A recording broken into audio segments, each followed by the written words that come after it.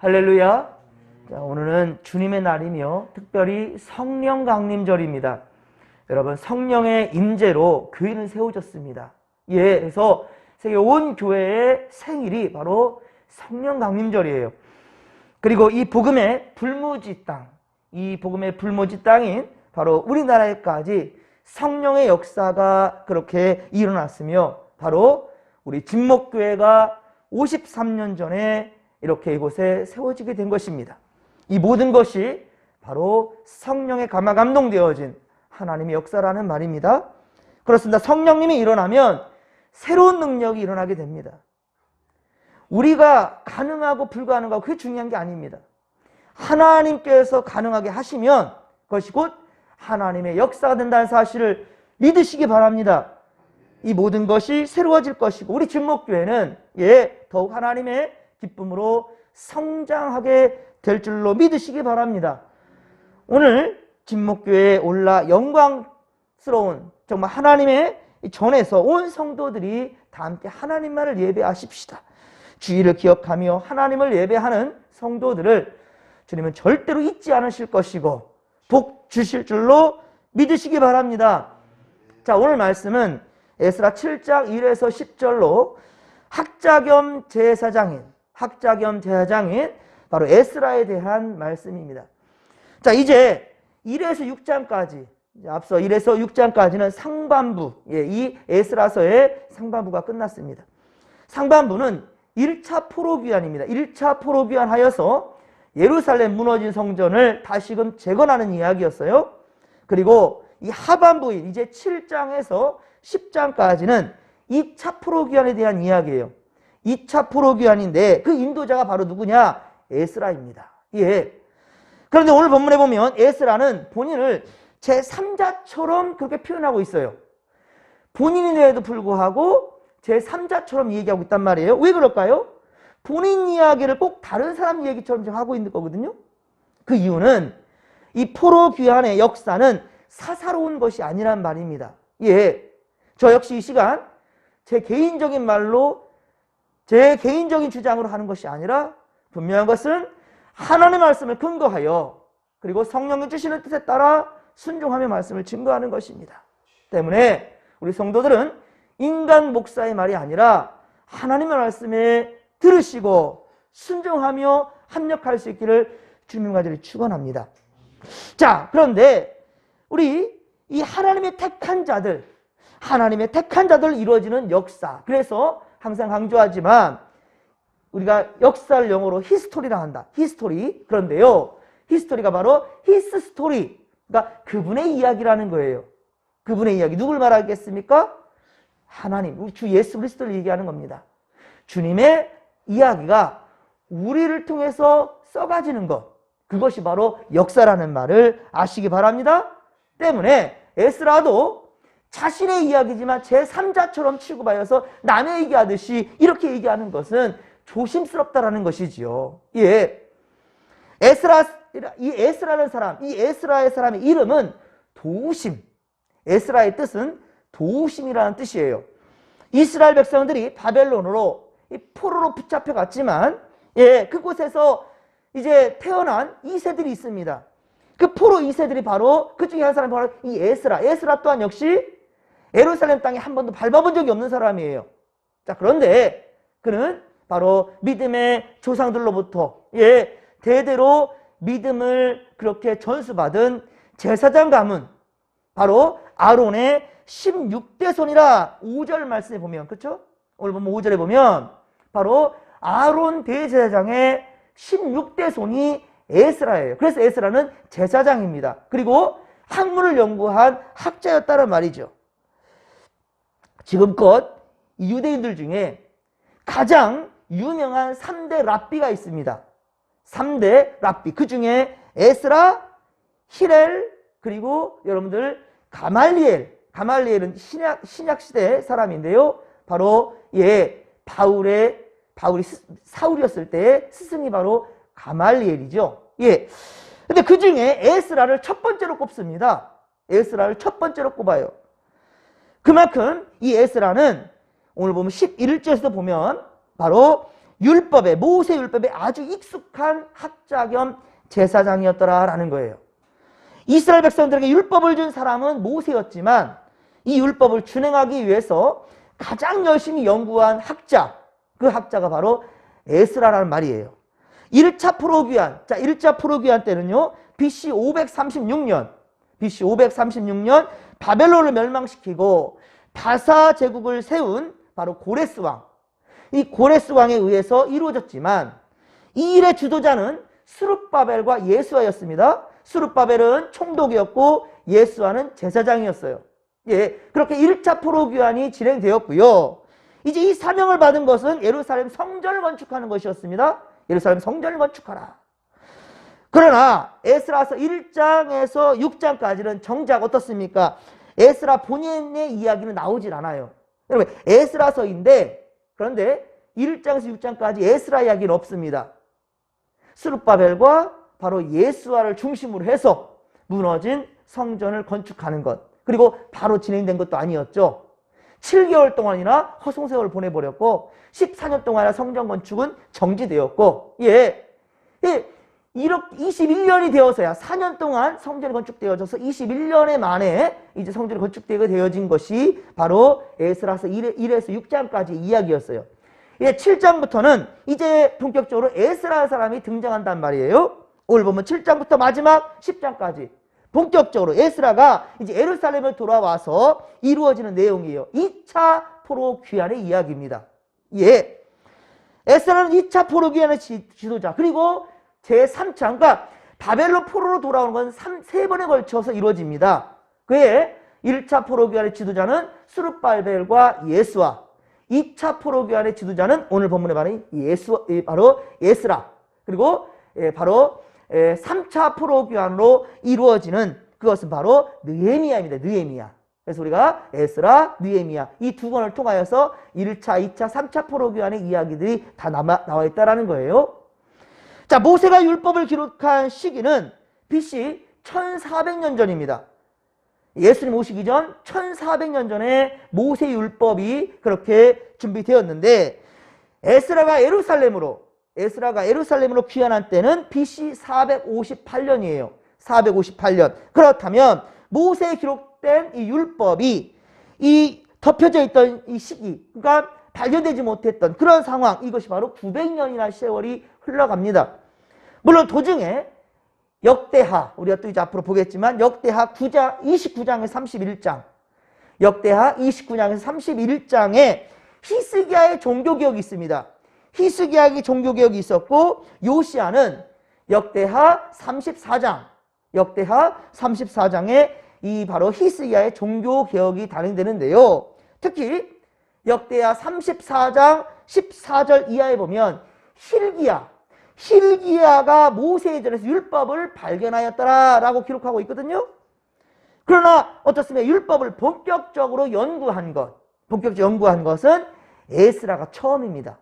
예, 이 율법에 대해서 이 말씀들이 과연 그러한가? 율법에 대해 최초로 연구한 자, 그것은 바로 에스라였단 말이에요.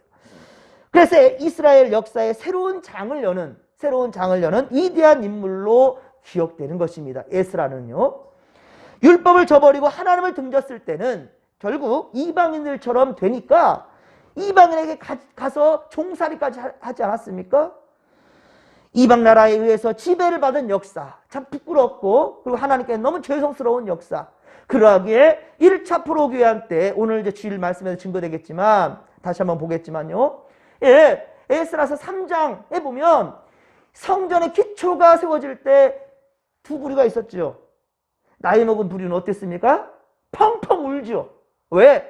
예루살렘에서 잡혀갔을 때가 10살, 그쵸? 이 10대 전후였기 때문에 그때 예루살렘이 무너지는 광경을 보았는데 다시 세워지니까 기가 막힌 거예요.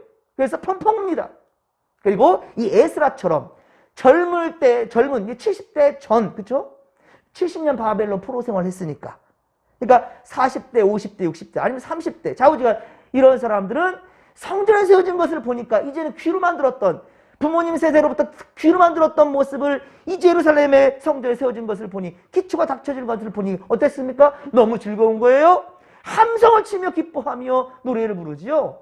이 뒤죽박죽 됐다는 거예요. 예? 그런 상황이 오늘 또 주일의 말씀에 다시 한번 보겠지만요. 그렇습니다. 성전이 그렇게 주의 뜻대로 세워질 때 여러분 우리에게 가장 기쁨이 된다는 거예요. 기쁘지 않습니까? 저는 지금 성전 보기만 너무 행복합니다. 예. 제 1세기일 때 이렇게 행복한 적이 또 있나 싶어요. 예. 우리 진목교회가 새로워지고 있다는 것.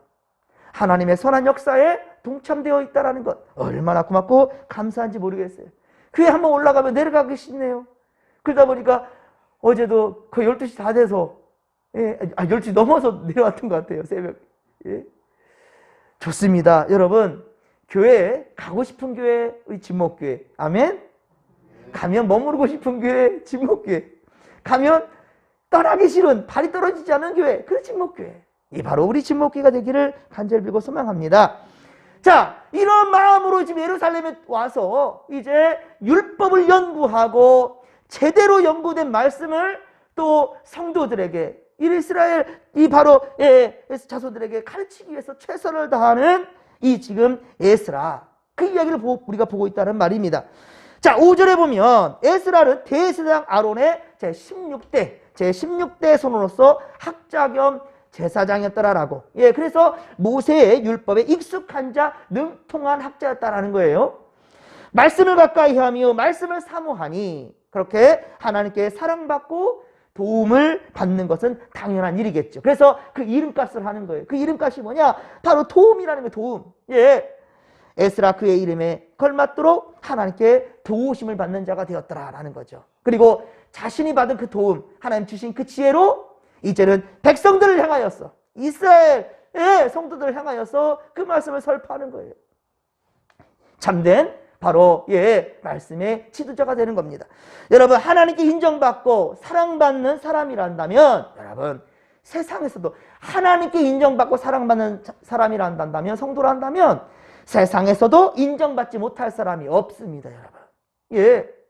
하나님께 인정받지 못하니까 세상에서도 비웃음을 당하는 것이고요. 하나님께 또한 그 얼굴에 먹칠하는 거예요.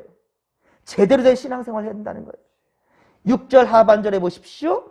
하나님 여호와의 도우심을 입음으로써 이제 왕에게 구하는 것은 다 받는 자였다라고 얘기하고 있어요. 예. 하나님께 도움을 받으니까 받는 자니까 도우심을 받는 자니까 왕에게도 도움을 받다는 거예요. 아닥사스다 왕에게. 이 정도로 아닥사스다 왕에게 신뢰받는 사람이었다는 거예요. 왕의 제7년 5째 달이라 첫째 달 초하루에 바벨론에서 길을 떠났고 그리고 하나님의 선한 손에 도우심을 입어서 5째 달 초하루에 예루살렘에 이르게 됩니다. 즉 바벨론에서 예루살렘까지 4개월이 걸치는 그 엄청난 거리였다라는 것이에요. 그러나 에스라는 바벨론에서 태어났으니 이 예루살렘 처음으로 밟는 그런 상황이거든요. 이 사람이 이제 10절에 보니까 아주 비장한 결심을 합니다. 10절 말씀 우리가 함께 읽으면서 이 마음 우리가 보았으면 좋겠습니다. 10절입니다. 에스라가 여호와의 율법을 연구하여 준행하며 율례와 규례를 이스라엘에게 가르치기로 결심하였더라. 아멘. 에스라는요 비록 바벨론에서 나고 자랐지만 율법을 모르는 자기 열조들이 하나님의 심판을 받았고 그리고 조상들이 바벨론의 포로가 되었음을 뼈저리게 아는 사람이라는 거예요. 에스라는 얼마나 하나님 말씀을 사랑하고 즐거워하고 그리고 그렇게 기뻐하였던지 말씀을 해석하고 외우고 전하는데 열심인 그 마음으로 찬양하며 남긴 것이 여러분 시편 119편입니다. 물론 정확하지는 않습니다. 하지만 많은 학자들이 시편 119편이 바로 에스라가 기록한 것 아니겠는가라고 추측해요. 거기 보면은 그렇게 말씀을 사모합니다. 여러분 그래서 시편 119편을 뭐라 합니까? 말씀장이라고 하죠. 말씀장. 신구약 통틀어서 그리고 시편 전체를 통틀어서도 가장 긴 장이지요. 시편 119편. 그래서 우리가 위급할 때 몇 번 누르죠? 위급할 때 119. 시편의 119는 말씀장이에요. 우리가 위급할 때 필요한 게 뭐냐? 하나님의 말씀입니다. 여러분 말씀을 등지게 될 때 시험 들게 되고요. 예배를 멀리하게 될 때 번뇌가 쌓이게 되고요. 여러분들 교회를 멀리하게 될 때 악한 영이 우리 마음을 사로잡아 버립니다. 절대로 여러분 삶의 가장 우선순위가 바로 예배가 되기를 소망합니다. 그리고 성전이 되기를 소망합니다. 하나님이 되십시오. 교회가 되기를 바랍니다. 그러면 모든 시험, 환난, 근심의 소리는 이겨낼 줄로 믿습니다. 사랑하는 성도 여러분, 하나님의 말씀을 사모하며 우리의 예배가 회복된다면 하나님은 우리를 통해 놀라운 역사를 반드시 이루어 주실 것입니다. 예, 잃었던 양들을 다 되찾아서 기쁨으로 돌아오는 새로운 역사를 우리 함께 만들어 보십시다. 주께서 우리의 소원과 함께 하실 것입니다. 오늘 성령 강림절, 성령의 충만함을 받으시길 바랍니다. 예, 성령의 충만함을 받으시기 바랍니다. 그럼 우리는 절대로 흔들리지 않습니다. 어떤 우리 악한 영들이 우리 마음을 휘집어 놓는다 할지라도요, 내 생각이 아니라 하나님의 뜻에 순종하게 돼 있어요. 주님께서 가르친 기도 있죠. 내 뜻대로 마시고 아버지의 뜻대로 하옵소서. 예, 겟세마네 언덕에서 땀방울이 핏방울이 되도록 기도했던 것은 바로 내 뜻대로 마시고 아버지의 뜻대로. 여러분, 승리하는 자는 바로 내 생각에 사로잡힌 것이 아니라 성령, 하나님의 영에 사로잡힌 사람만이 하나님의 일을 온전히 감당할 수가 있습니다. 오늘도 이 믿음 가지고 최선을 다해 청진하십시다. 주여 삼참 부르며 기도하며 나갑니다. 주여, 주여, 주여. 살아계신 하나님 아버지, 성령이여, 성령이여 임하소서. 성령이 임한다면 아버지 고레스, 하나님 아버지여 다리오 왕, 아닥사스다 왕, 우리 이 이스라엘의 왕도 아닌데 이방 왕이고 이방 신을 섬기는 그런 자들도 성령의 감화 감동되어져 버리니까 우리 하나님 아버지 그렇게 하나님의 일을 하게 됩니다.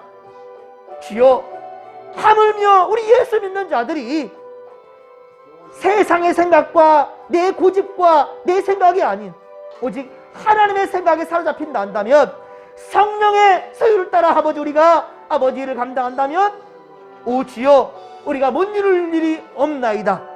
하나님께서 기뻐하시고 원하시는 그 선한 뜻을 우리가 이루어갈 줄로 믿습니다.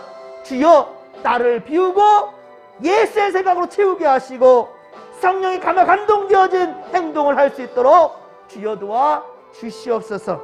함께하여 주옵소서.